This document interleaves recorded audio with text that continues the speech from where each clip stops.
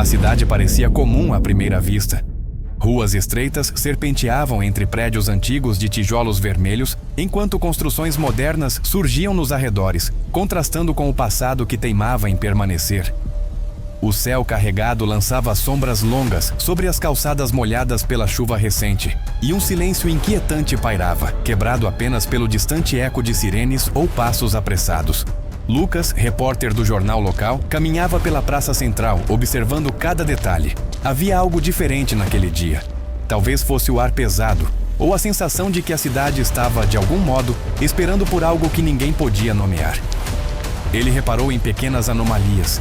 Uma lâmpada piscando em um poste isolado, uma porta de loja entreaberta sem motivo aparente.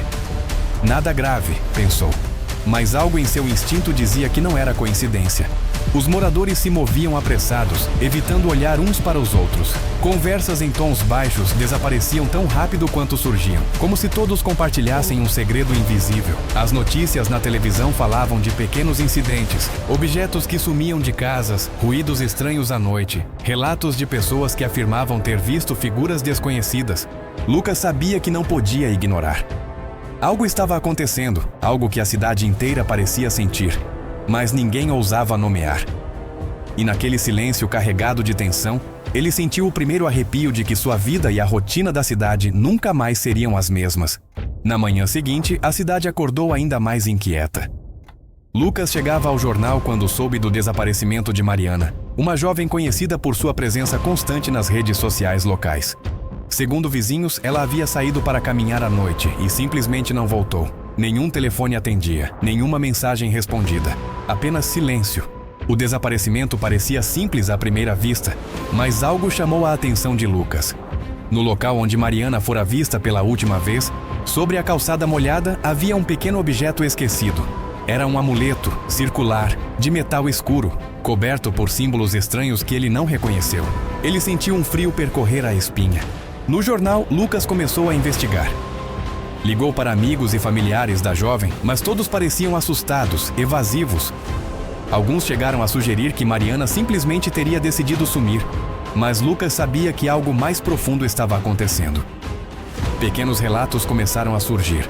Moradores que ouviram passos em ruas desertas, sombras que se moviam sem explicação, portas que batiam sozinhas. Ao visitar o apartamento de Mariana, percebeu que nada havia sido levado, exceto o amuleto que agora ele segurava com cuidado. Um pressentimento profundo o avisou de que aquele objeto era a chave de algo maior. Algo que poderia explicar os eventos estranhos que a cidade vinha experimentando.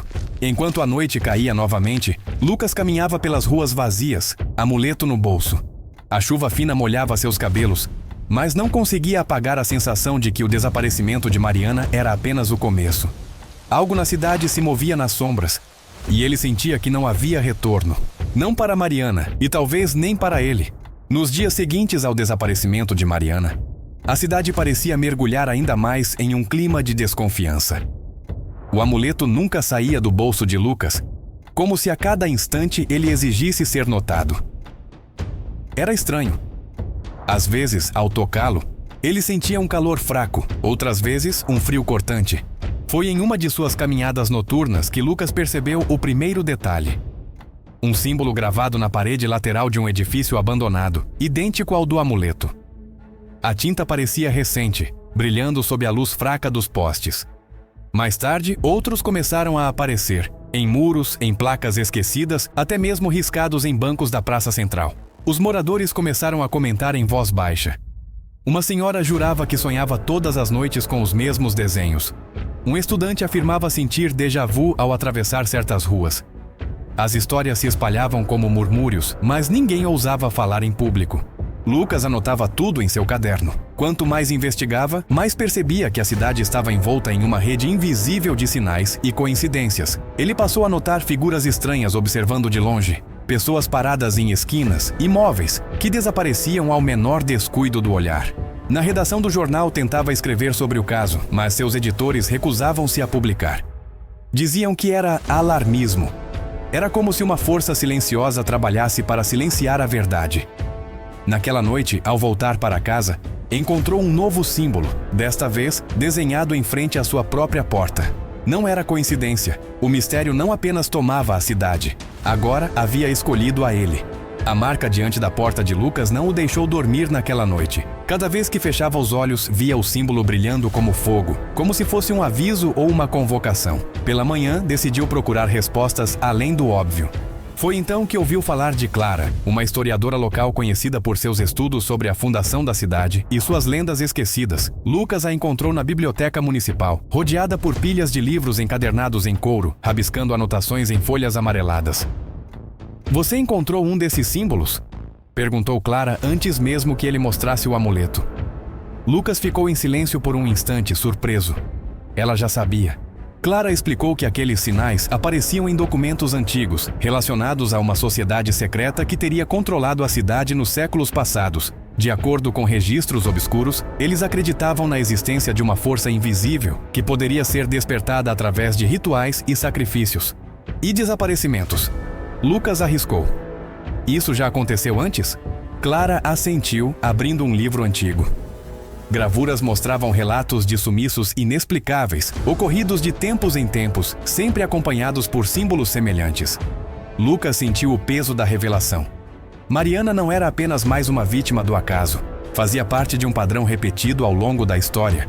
A historiadora ofereceu ajuda. Em troca, queria registrar o que descobrissem para preservar a verdade, caso algo acontecesse com eles. Lucas hesitou, mas sabia que não poderia continuar sozinho. Na saída da biblioteca, notou algo perturbador. Alguém os observava da esquina, imóvel, como uma sombra recortada pela luz do fim da tarde. A sensação era clara. O simples ato de buscar respostas já havia os colocado em perigo.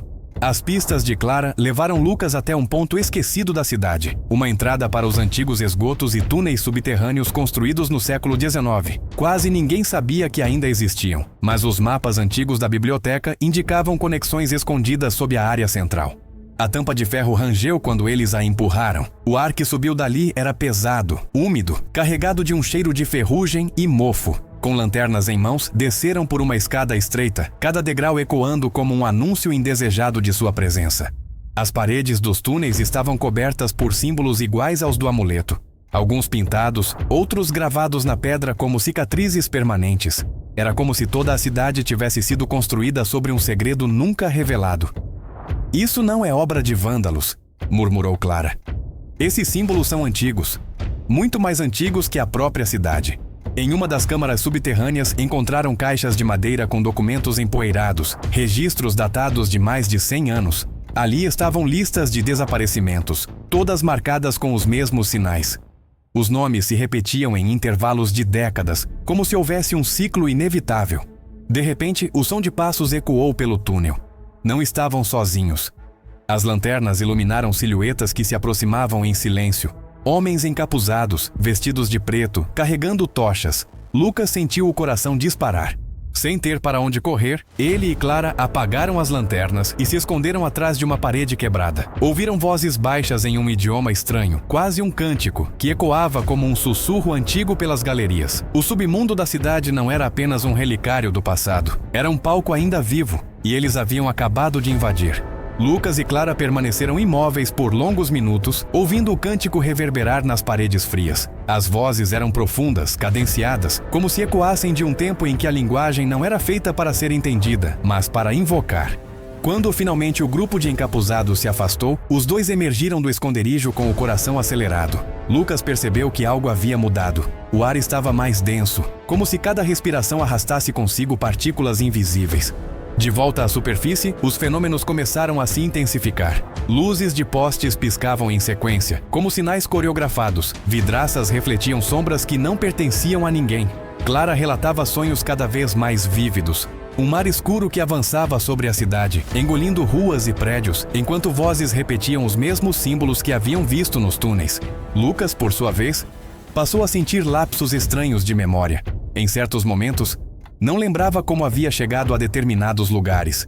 Outras vezes, acordava de madrugada com o amuleto queimando em sua mão, embora tivesse certeza de que o deixara sobre a mesa. "Eles não estão apenas aqui embaixo", disse Clara com voz tensa. "Essa sociedade tenta abrir uma porta. Não uma porta física, mas algo maior.